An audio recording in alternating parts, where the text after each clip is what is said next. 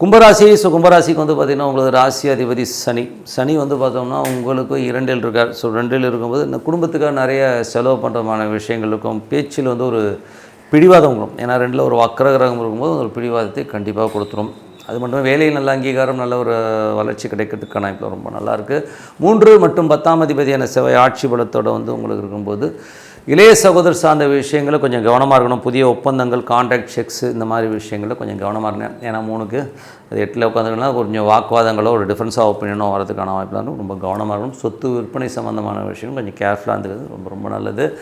4 மற்றும் 9ஆம் அதிபதியான சுக்கிரன் ஆட்சி பலத்தோடு இருக்கும்போது அற்புதமான பலன்கள். ஸோ அப்பா அம்மாவான நல்ல லாபங்கள், நல்ல சந்தோஷங்கள், குதூகலாம் இருக்கும். இதில் வந்து பார்த்தோம்னா என்ன ஒரு இதுனா அம்மாவுடைய உடல்நலம் சம்மந்தமான விஷயங்களும் கொஞ்சம் ஸ்ட்ரெஸ்ஸஸ் இருக்கும். ஸோ அதனால் அவங்களுடைய உடல்நல ரீதியான விஷயங்களும் கொஞ்சம் கவனமாக இருக்கணும். வீடு சம்மந்தமான விஷயங்களில் வந்து லோன் கேட்டிருந்தீங்கன்னா கிடைக்கிறதுக்கான வாய்ப்பு ரொம்ப அற்புதமாக இருக்குது.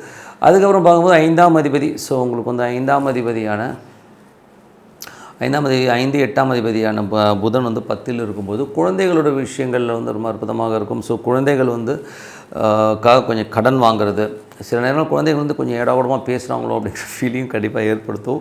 ஸோ கொஞ்சம் வந்து பொறுமையாக கடைபிடிக்கிறது ரொம்ப ரொம்ப நல்லது. அப்புறம் பார்க்கும்போது உங்களுக்கு 6ஆம் அதிபதி.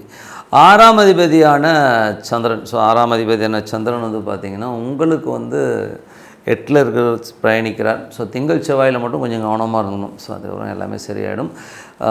மற்றபடி வந்து பார்த்திங்கன்னா கும்ப ராசிக்காரங்க உங்களது 9ஆம் அதிபதி. ஸோ 9ஆம் அதிபதியான சுக்கிரன் ஆட்சி பலத்தோடு இருக்கும்போது நிறைய பிரயாணங்களால் நல்ல லாபங்கள் வர்றதுக்கான வாய்ப்பு, வெளிநாட்டில் இருக்கவங்களாம் வந்து ஒரு பெரிய லாபங்கள் வர்றதுக்கான வாய்ப்பு ரொம்ப அற்புதமாக இருக்குது.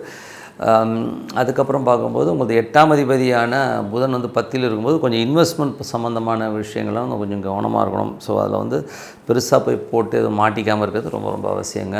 11ஆம் அதிபதி வந்து 5ல் இருக்கும்போது 6ல் இருக்கும்போது நல்ல லாபங்கள், நல்ல ஏற்றங்கள் இருக்கும். மூத்த சகோதரர் சார்ந்த விஷயங்கள் வந்து நமக்கு கொஞ்சம் டிஃப்ரென்ஸாக ஒப்பீனியன் வரும். நண்பர்கள் விஷயங்களையும் வந்து கொஞ்சம் கேர்ஃபுல்லாக இருந்துக்கிறது ரொம்ப ரொம்ப நல்லது. மற்றபடி லாபத்துக்கெலாம் எந்த குறையும் இருக்காது. உடல் ரீதியான விஷயங்களில் கொஞ்சம் பார்த்து நடந்துக்கணும். ஏன்னா 6, 11 போது ஏதோ ஜாலியாக பண்ண போனால் அதுக்கப்புறம் ஏடாகுடமாச்சுங்கிற மாதிரி ஃபீல் இருக்கும். கொஞ்சம் பார்த்து நடந்துக்குங்க.